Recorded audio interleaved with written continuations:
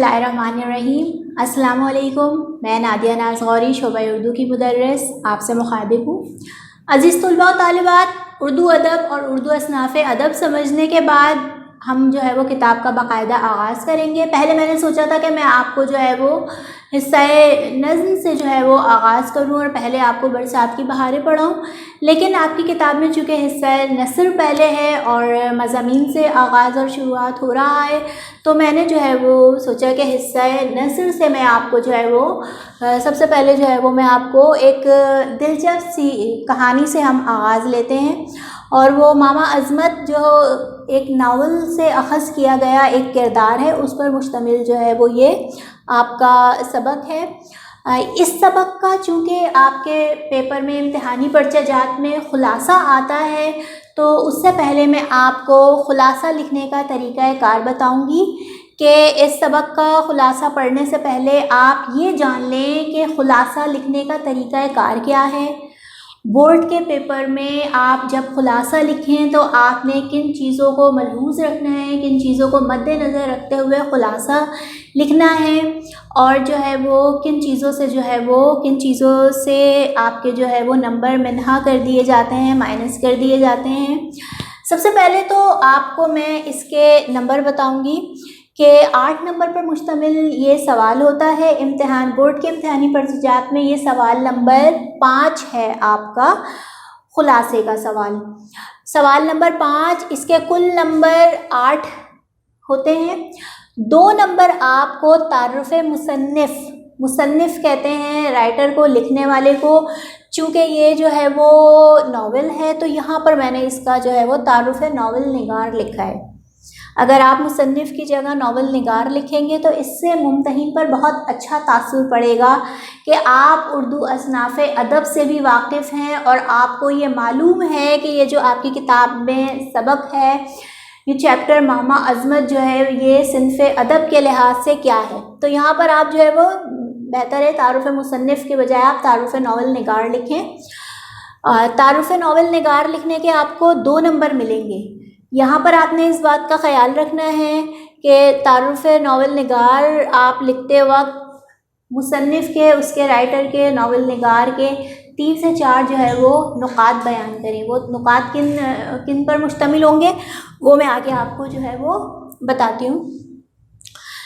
तारुफ़ novel निगार लिखने पर आपको 2 नंबर मिल जाएंगे। उसके बाद जो है वो आप ख़ुलासा लिखेंगे। ख़ुलासा लिखने के 6 नंबर हैं।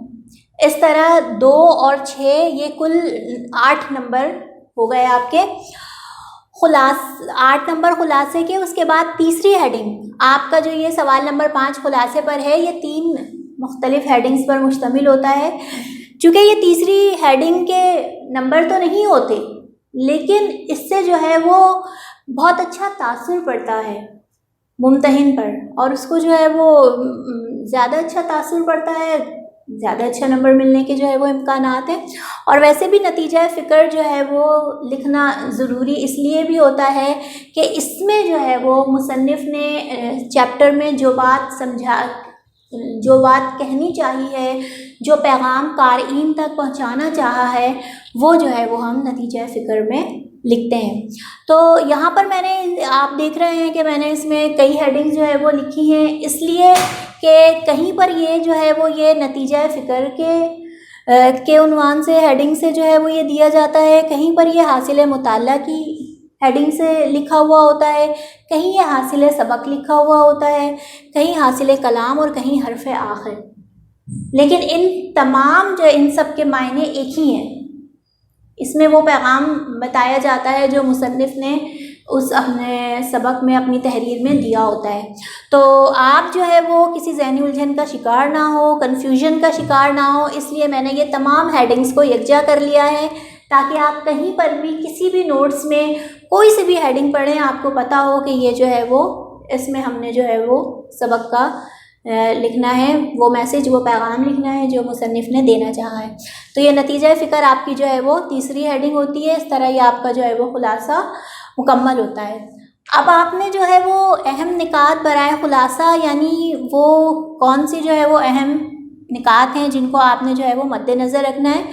سب سے پہلے مصنف کا تعارف 3 سے 4 نکات میں ہو. 3 سے 4 کیا نکات ہو کہ آپ جو ہے وہ مصنف کی تاریخ پیدائش، تاریخ وفات، ان کے کیا القاب و خطابات ہیں وہ، اور ان کا ادبی مقام کیا ہے، ان کی ادبی حیثیت کیا ہے، انہوں نے اردو ادب کے لیے کیا کام کیا، یہ مختصراً، اور ان کے اعزازات، اگر جو ہے وہ حکومت کی طرف سے انہیں کوئی اعزاز ملا ہے تو وہ اس کا ذکر. تو یہ 3 سے 4 نکات لکھنے پر آپ کو جو ہے وہ 2 نمبر آپ کے ملیں گے. تو اس کا آپ نے جو ہے وہ خیال رکھنا ہے. اس کے بعد سبق کا خلاصہ 3/4 یعنی 75% ہونا چاہیے. جتنا آپ کا چیپٹر ہے اس کا جو ہے وہ 3/4 75% حصہ جو ہے وہ خلاصے پر مشتمل ہوتا ہے. تیسرا اہم نقطہ جو آپ نے جس کا خیال رکھنا ہے وہ یہ کہ خلاصہ لکھتے وقت آپ نے سبق کی ترتیب کا خیال رکھنا ہے. جیسے ایک سبق میں مختلف واقعات ہوتے ہیں تو اس میں آپ نے جو واقعات ہیں ان کو اسی ترتیب سے لکھنا ہے جو سبق میں. یہ نہیں کہ اگر جو ہے وہ آخری واقعہ ہے آپ اس کو پہلے لکھ رہے ہیں، پہلے واقعے کو آپ درمیان میں لکھ رہے ہیں، آگے پیچھے آپ نے نہیں کرنا ہے. اس سے جو ہے وہ آپ کے نمبر منہا کر دیے جائیں گے، مائنس کر دیے جائیں گے. ترتیب کا خیال رکھنا ہے. اس کے بعد نمبر 4 ہے خلاصے میں آپ صرف وہی لکھیے جو مصنف نے لکھا ہے، اپنی طرف سے کچھ اضافہ نہ کریں. عموماً امتحانی کاپی کی جانچ پڑتال، امتحانی کاپی چیک کرتے وقت جو ہے وہ ایسی بھی کتابیں، ایسی بھی جو ہے وہ کاپیاں نگاہوں سے گزرتی ہیں کہ جس میں جو ہے وہ بچوں نے پتہ ہی نہیں کون کون سی کہانیاں لکھی ہوئی ہوتی ہیں کہ ہمارے زیادہ سے زیادہ صفحات بھرے ہوئے ہوتے ہیں. آپ نے اس بات کا خیال رکھنا ہے کہ صفحات کے بھرنے سے اور کہانیاں لکھنے سے آپ کے کوئی نمبر نہیں ملتے بلکہ نمبر مائنس ہوتے ہیں. تو آپ نے خلاصے میں صرف وہی لکھیں جو مصنف نے سبق میں لکھا ہے، اپنی طرف سے ایک سطر، ایک لائن کا بھی اضافہ نہیں کیجیے. اس کے بعد نمبر 5 املا اور رموز اوقاف کا خاص خیال رکھیں. آج کے جو طلبہ طالبات ہیں بدقسمتی سے ان کا اردو املا بہت خراب ہے. اس کی وجہ یہ ہے کہ ریڈنگ ہیبٹ، مطالعے کی عادت نہیں رہی. اب جب نگاہوں سے الفاظ ہی نہیں گزر رہے، کتب بینی کی عادت تو جو ہے وہ ختم ہی ہوتی جا رہی ہے، مفقود ہوتی جا رہی ہے. نگاہوں سے الفاظ ہی نہیں گزر رہے تو آپ کو پتہ بھی نہیں کہ وہ الفاظ لکھنا کس سے ہے. اچھا یہاں پر میں آپ کو بتاؤں املا کہتے ہیں کس کو ہیں؟ املا کہتے ہیں لفظ کو درست حروف کے ساتھ لکھنا. اب مثال کے طور پر لفظ ذہن ہے، کچھ بچے زال سے لکھ رہے ہوتے ہیں، کچھ بچے جو اس کو ہے زے سے لکھ رہے ہوتے ہیں، کچھ زوات سے بھی لکھ دیتے ہیں. اب انہوں نے پڑھا ہی نہیں ہے تو انہیں اب تلفظ کی وجہ سے جو ہے وہ کسی بھی حرف سے وہ لکھ دیتے ہیں ان 3 میں سے. لیکن جو ہے وہ املا درست لفظ کو درست حروف کے ساتھ لکھنا. تو املے کی بہت زیادہ جو ہے وہ غلطیاں ہوتی ہیں جس کی وجہ سے جو ہے وہ کاپی چیکنگ کے دوران بہت نمبر جو ہے وہ آپ کے جو ہے وہ اسی میں جو ہے وہ نمبر آپ کے مائنس ہو جاتے ہیں. املے کا آپ نے جو ہے وہ خاص خیال رکھنا ہے. اور اس کے علاوہ رموز اوقاف، پنچویشنز کا بھی خیال رکھنا ہے. کہاں پر جملہ ختم ہو رہا ہے، کہاں پر آپ نے جو ہے وہ وقفہ کامل یعنی فل اسٹاپ لگانا ہے، کہاں پر جو ہے وہ بات درمیان میں جو ہے وہ آپ نے کوما لگانا ہے. یہ جو ہے وہ آپ نے اس کا بھی خیال رکھنا ہے.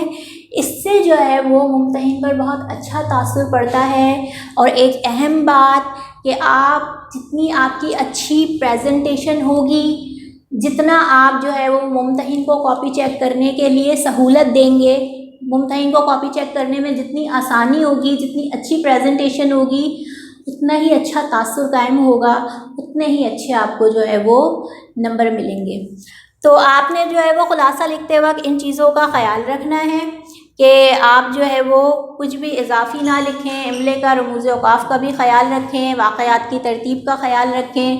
اور مصنف کے بارے میں اگر آپ لکھ رہے ہیں تو ایسا نہ ہو کہ آپ ان کی حالات زندگی پر آپ آدھا صفحہ بھر دیں، یا آپ ان کی جو ہے وہ حالات زندگی کو لے کر ایک صفحہ بھر دیا کہ ہم نے تو جو ہے وہ تعارف مصنف پورا 1 صفحے کا لکھا ہے، ہمیں تو پورے نمبر مل جائیں گے.